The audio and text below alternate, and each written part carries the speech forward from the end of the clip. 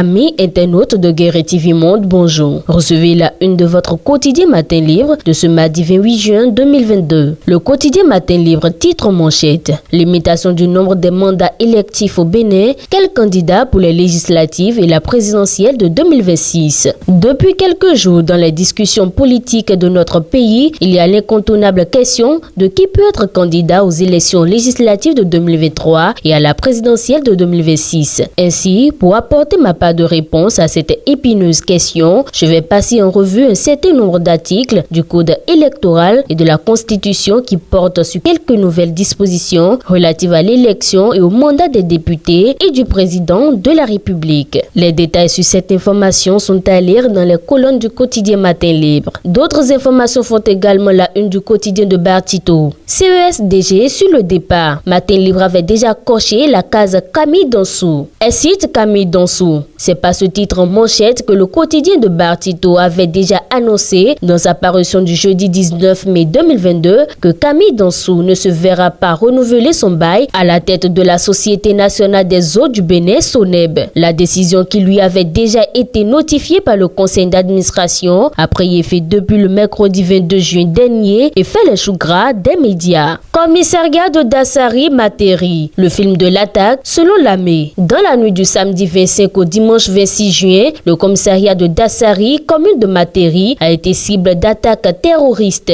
Le bilan fait état de 2 morts du côté des forces armées béninoises et 2 morts du côté des assaillants. Contrairement à une certaine presse qui a mentionné que les 2 policiers ne sont pas morts, l'état-major général a fait cas des 2 morts au sein des policiers et 2 dans le rang des assaillants. L'un des policiers morts, en la personne de Mustapha Mohamed Bio Kekere, a été inhumé hier, lundi 27 juin. Désertion au sein de l'armée. La plupart proviennent d'un département fictif, selon Alain Noati. Dans son intervention sur la télévision, le ministre délégué auprès du président de la République, chargé de la défense nationale, Fortuné Alain Noati, a fait savoir que la plupart des désertions proviennent du 13e département, un département fictif. On parle à santé à présent dans cette présentation. Le médecin radiologique, que fait-il? À lire dans les colonnes du quotidien Matin Libre, les rôles du radiologue. Dernière information à présent pour mettre fin à cette présentation. Programme Yali au Bénin, CRL Yali Dakar, en visite pour un suivi évaluation. El Hadj Daouda Faye a conduit une délégation du centre régional de leadership Yali Dakar pour une visite d'échange et de suivi évaluation au Bénin. Au cours de cette mission, la dite délégation a été reçue en audience par Oswald Omeki, ministre en charge des sports. Et voilà qui met un terme à cette présentation du contenu de la une de votre quotidien Matin Libre. Merci de nous avoir suivis et à très bientôt.